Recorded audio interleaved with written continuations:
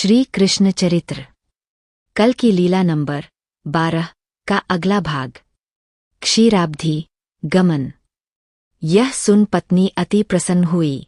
प्रसव काल से पूर्व ब्राह्मण अपने पुत्र की रक्षा के लिए अर्जुन को लिवा लाया। अर्जुन ने आकर बाणों का ऐसा जाल बनाया कि हवा भी उसमें प्रवेश न कर सके, औरों का तो कहना ही क्या। उस बाणों के जाल के दरवाजे पर गांडीव धनुष हाथ में लेकर अर्जुन स्वयं रक्षा करने के लिए तत्पर हो गया। मनुष्य शक्ति से बढ़कर देवता शक्ति होती है तथा विधि का विधान अटल होता है। अब की बार देवता नारायण ने ब्राह्मणी के पेट से ही बालक को अदृश्य कर दिया।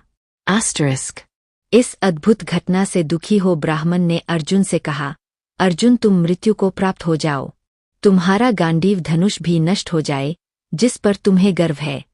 प्रथम हम एक आध घड़ी पुत्र मुख तो देख लिया करते थे, किंतु अब की बार उससे भी वंचित हो गए। अर्जुन ने उन्हें सांत्वना देते हुए कहा, विप्रवर मैंने प्रतिज्ञा की है कि आपके पुत्र को न बचाने पर अग्नि प्रवेश करूंगा। तुम्हारे अग्नि प्रवेश करने से तो हमें पुत्र प्राप्त न होगा, और तुम्हारे मरने से माता कुंती को जो दुख होगा उससे तो हमें नरक ही प्राप्त होंगे। तुम्हारा अग्नि प्रवेश किस काम का? ब्राह्मण ने कहा। इस प्रकार अर्जुन का तिरस्कार कर वे पति पत्नी अत्यंत आक्रोश करने लग पड़े। अंत में अर्जुन ने उन्हें धैर्य बंधाते हुए कहा, आप धैर्य धारण करो, तीनों लोकों में जाकर आपके पुत्र की खोज करता हूँ। अर्जुन स्वर्ग, मृत्यु, पाताल तीनों लोकों का परिभ्रमण कर सकता था। प्रथम वह स्वर्ग पहुंचा, किंतु वहां उसे खोज करने पर ब्राह्मण पुत्र प्राप्त न हुआ।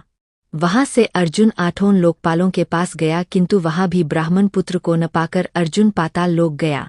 जब वहां भी उसका काम नहीं बना तो निराश होकर अर्जुन अपनी प्रतिज्ञा पूर्ति के लिए काष्ठ संचित कर चिता बनाने लग पड़ा।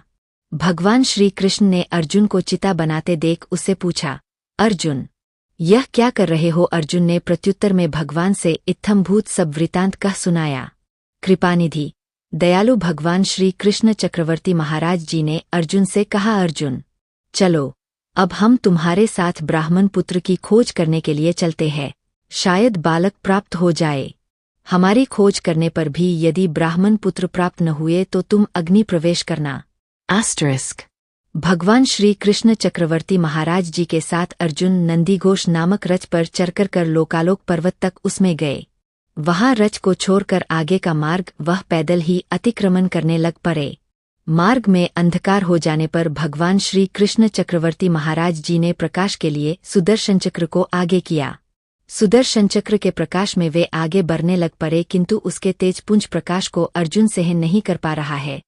यह देख भगवान श्री कृष्ण चक्रवर्ती महाराज जी ने सुदर्शन चक्र को सबसे पीछे कर दिया। स्वयं आगे, बीच में अर्जुन तथा पीछे सुदर्शन चक्र।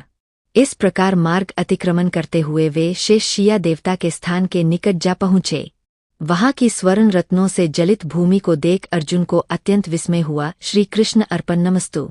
अगला शेष भाग कल बताया जाएगा। लीला को आगे शेयर जरूर कीजिए, आप भी धर्म कार्य में निमित्त बने। दंडवत प्रणाम। जय श्री कृष्ण।